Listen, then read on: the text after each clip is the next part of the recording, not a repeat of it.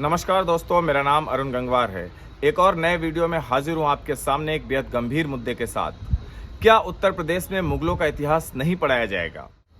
क्या उत्तर प्रदेश में 11वीं और 12वीं के सिलेबस से मुगलों के 350 साल के इतिहास को पूरी तरह से उड़ा दिया गया है? अगर आपने भी ये खबर पढ़ी है, सुनी है, देखी है, तो हम आपको बता दें कि आज इस खबर की पूरी पड़ताल करेंगे। तो हम आपको सबसे पहले बता दें कि उत्तर प्रदेश सरकार ने जो सिलेबस लागू किया है फिलहाल मौजूदा वक्त में, वो जून 2022 का एक फैसला है योगी सरकार का, जिसके अनुसार वो एनसीईआरटी के उसी सिलेबस को पढ़ाएंगे जो एनसीईआरटी ने फिलहाल लागू कर रखा है। अब एनसीईआरटी ने नया सिलेबस क्या लागू किया है? क्या एनसीईआरटी ने मुगलों के 350 साल के इतिहास को 11वीं और 12वीं के सिलेबस से उड़ा दिया है? ये भी आपको बताएंगे। तो हम आपको बता दें कि एनसीईआरटी यानी national council of education research and training के डायरेक्टर हैं दिनेश प्रसाद सकलानी। उन्होंने साफ तौर से कहा है कि मुगलों के 350 साल के इतिहास को हटाए जाने की खबरें झूठी हैं, भ्रामक हैं और गलत। एनसीईआरटी के डायरेक्टर दिनेश प्रसाद सकलानी ने साफ शब्दों में कहा है कि एक कमेटी की सिफारिश पर कुछ चैप्टर और कुछ पैराग्राफ्स को हटाया गया है जो कि बहुत ज़्यादा यूजफुल नहीं थे छात्रों के लिए, जिनको हटाने से काम चल सकता था, जिनको हटाने से छात्रों की जानकारी पर कोई बहुत विशेष फर्क नहीं पड़ता। ऐसे सिलेबस को, ऐसी पैराग्राफ्स को, ऐसे चैप्टर्स को एक कमेटी की सिफारिश पर हटाया गया, जिसमें मुगलों के इतिहास में बादशाहनामा एक चैप्टर है, जिसमें शाहजहां का इतिहास है, उसको भी हटाया गया है।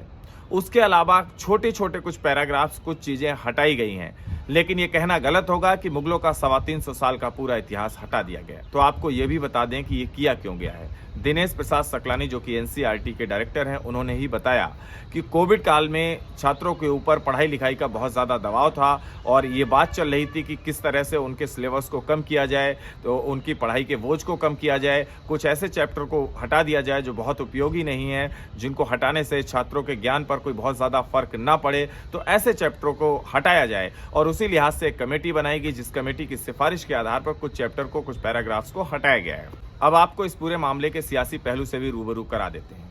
मुगलों के इतिहास को लेकर अमित शाह, योगी आदित्यनाथ और बीजेपी के कई बड़े बड़े दिग्गज नेता, यहाँ तक कि खुद नरेंद्र मोदी भी कई बार जिक्र कर चुके हैं, कई बार क्रिटिसाइज कर चुके हैं, कई बार इतिहास के बारे में बता चुके हैं कि गलत तरीके से इतिहास को लिखा गया है। मुगलों के इतिहास को बहुत बड़ा चढ़ाकर बताया गया है, जबकि बहुत सारे हिंदू राजा हुए, उनके इतिहास को नहीं बताया गया, उस तरीके से उनका वर्णन नहीं किया गया है, उस तरीके से उनका बखान नहीं किया गया है।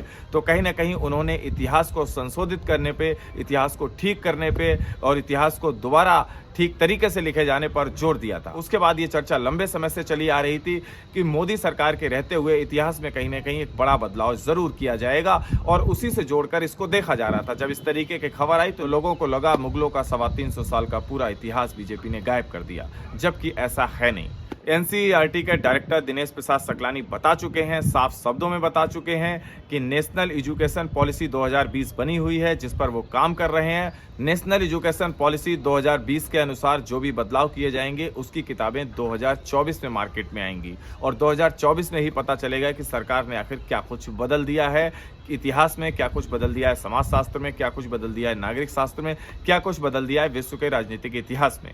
लेकिन तब तक हम आपको बता दें कि जो बताया गया है एनसीईआरटी की तरफ से, उसमें साफ कहा गया है कि अभी कोई बहुत बड़ा बदलाव नहीं किया गया। कमेटी की सिफारिश पे छोटे मोटे बदलाव किए गए हैं, जिसमें कुछ पैराग्राफ्स हटाए गए हैं, कुछ अनुपयोगी चैप्टर हटाए गए हैं। मुगलों का इतिहास हटाए जाने की खबर फिलहाल सही नहीं है। अब बढ़ते हैं आगे। अब आपको बताते हैं कि आप मुगलों के इतिहास में उलझे रह गए। बहुत सारी ऐसी महत्वपूर्ण चीजें एनसीईआरटी की किताबों से हटा दी गई हैं, जिन पर आने वाले दिनों में बवाल होना तय है। जी हाँ, एनसीईआरटी की किताब में महात्मा गांधी से जुड़े एक पैराग्राफ को हटा दिया गया है, जिसमें कहा गया है कि महात्मा गांधी की हत्या के बाद आरएसएस को बैन कर दिया गया था। उसके अलावा एक और पैराग्राफ हटाया गया है, जिसमें नाथूराम गोडसे को ब्राह्मण बताया गया था। इसके अलावा 11वीं की समाजशास्त्र की किताब से अंडरस्टैंडिंग सोसाइटी नाम के चैप्टर के एक पैराग्राफ को हटाया गया है, जिसमें गुजरात दंगों का जिक्र था। इसके अलावा नागरिक शास्त्र की किताब से विश्व राजनीति में अमेरिकी वर्चस्व और शीत युद्ध जैसे 2 चैप्टर भी हटा दिए गए। फिलहाल ये बदलाव एनसीईआरटी ने जरूर किए हैं, जो बहुत बड़े पैमाने पर नहीं किए गए हैं, लेकिन नेशनल एजुकेशन पॉलिसी 2020 की किताबें जब 2024 में छप कर आएंगी तो हो सकता है कि कुछ बड़ा बदलाव हो, वो देखने लायक होगा। लेकिन फिलहाल यही कहा जा सकता है कि मुगलों के इतिहास को लेकर जो भ्रामक खबरें फैलाई जा रही थी वो पूरी तरह से सच नहीं है। मुगलों का अभी इतिहास 11वीं और 12वीं के छात्रों को पढ़ाया जा रहा है।